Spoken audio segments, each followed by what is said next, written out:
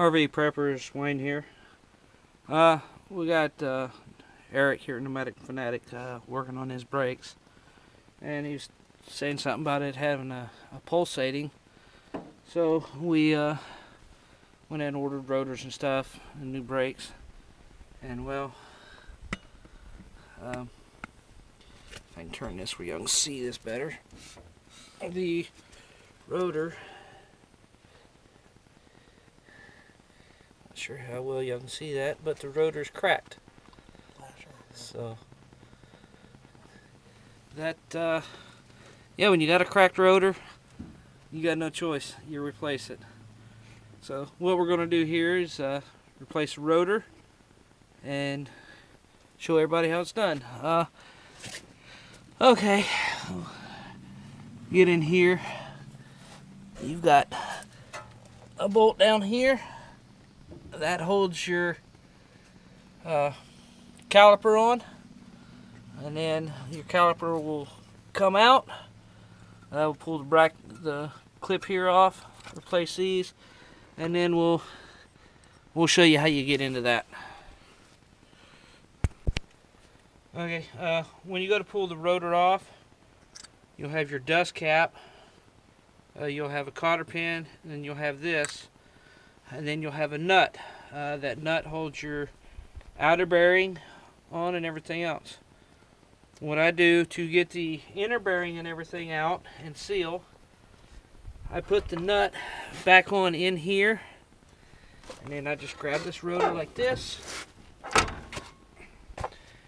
and it grabs the bearing and everything, pulls it out. You don't hurt the bearing or nothing. Okay, we got everything off here, and the rotor is a two-piece rotor. You have your outer hub assembly that holds your studs and your rotor itself. Well, there's like 8 bolts that holds the rotor together. Pop these off real quick.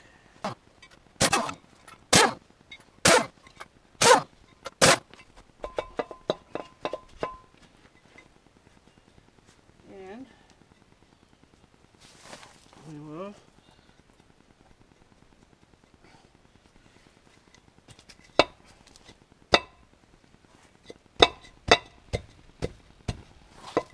it's the grease and grime on the inside there that kind of holds it, so it's working a little bit. And there is your brake rotor. And as you can tell, there's the crack in it. That's why you have to get them replaced.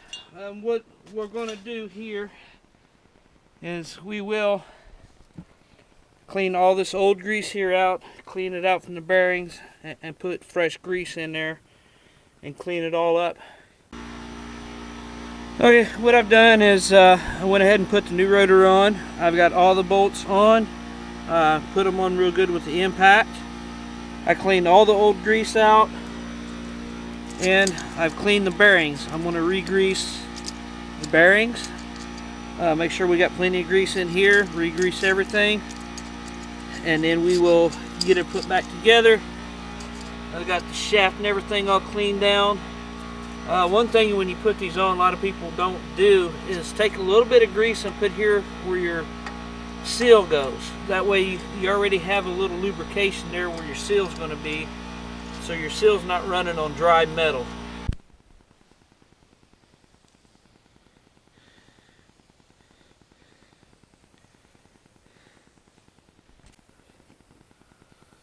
Nothing like a cup of coffee with the Fonz.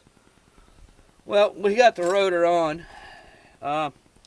We got the inner hub all packed with grease and everything. Got the bearing on, the nut. I don't have the cotter pin in yet. Now when you're putting the